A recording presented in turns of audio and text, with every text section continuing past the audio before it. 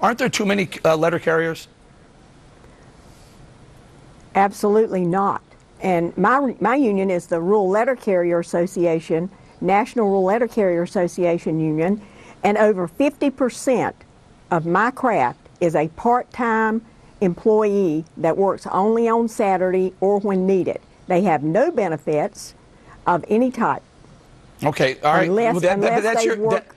In all due respect, that's your union, the National Letter Carriers Union.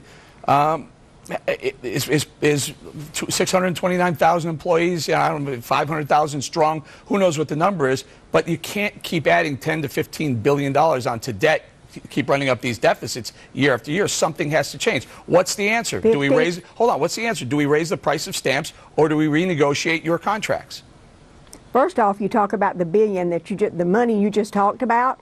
How much of that is the prepayment, which we are funding prepaid military benefits for all other agencies? We're the only government agency required to do that since 2006, as mandated by the PAEA. All right, let's so without that, how much of that loss would have been actual loss? Well, I don't know, but I know for the last 3 or 4 years, there have been multiple billion-dollar losses that the Postal Service has thrown over to the Treasury, which myself and most of our viewers out here are taxpayers. We're funding the Treasury, but the Postal Service is throwing losses onto us. The Postal Service has not taken any taxpayer money. Absolutely incorrect, ma'am. Where's the money coming from? You tell me where the money came from. The Postal Service has no record of taking taxpayers' money. Well, no, we don't receive any tax funds. Well, of course you do. You don't. It's not tax funds, but you knock on the door at the Treasury and say we need. Well, hold on. You say we need $15 billion to pay our employees. The Treasury gives them $15 billion. It's against the letter of credit with the U.S. Treasury. But the problem is, if the Postal Service can't pay its bills or goes bankrupt or defaults, we, the taxpayer, have to eat that. Without the pre-funding last year, the Postal Service would have made money even in these economic times. I don't know where you get your numbers. I'm looking at the numbers. I'm not sure where you're getting yours either. $50 billion in salaries and benefits alone almost covers the income from stamps and postage. Almost covers that. Just about does. Forget the other pensions. Forget the $12 or $13 billion per year of retiree benefits. Something has to give. You can't run a business this way. You can't run a household this way. You can't run a federal government this way, but the president seems to think it's okay to do it that way as well.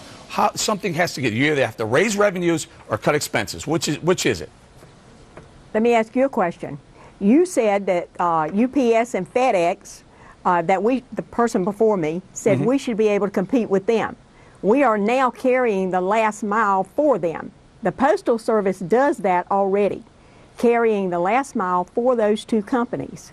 Can you explain what that means? Can you please explain what that means to our viewer? What do you mean you carry the last mile?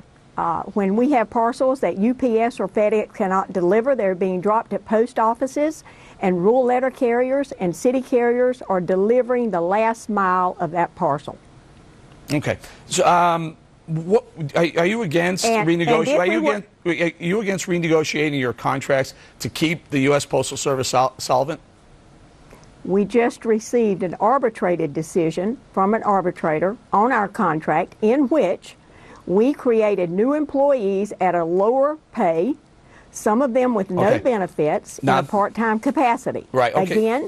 Again, over 40% of our employees, our craft, is a non-benefit employee. Okay, this is the National Rural Letter Carriers Association. Should your counterparts, should the other letter carrier unions take your past actions as a way forward to maybe solve the solvency problems at the Postal Service? Should they renegotiate? Sir, I can't speak for the other unions. I'm not asking you to speak for them. Should they do it? Would that work? Would that help solve the $16 billion deficit that the USPS has? There have been other agreements with the other unions who have done the same thing. Step to the plate. Look at a lower pay for those employees, incoming employees. The unions have done that. Okay. The unions have worked with the Postal Service to do that. Right. What we need to do is look at increasing business, not cutting and slashing. but increasing business on Sat and have 6-day delivery. Okay. And increase our service to the American by the way, public. ma'am, I'm going to let you go, but Quinnipiac poll had Americans voting 4-1 in favor of eliminating the Saturday first-class mail service. We're going to have to leave it there. Thank you very much. Thank you. All right, so unions want him out of a job. What's the Postmaster General have to say about that? Patrick Donahoe will be a special guest at 8 p.m. on FBN tonight. Don't miss that. And can states force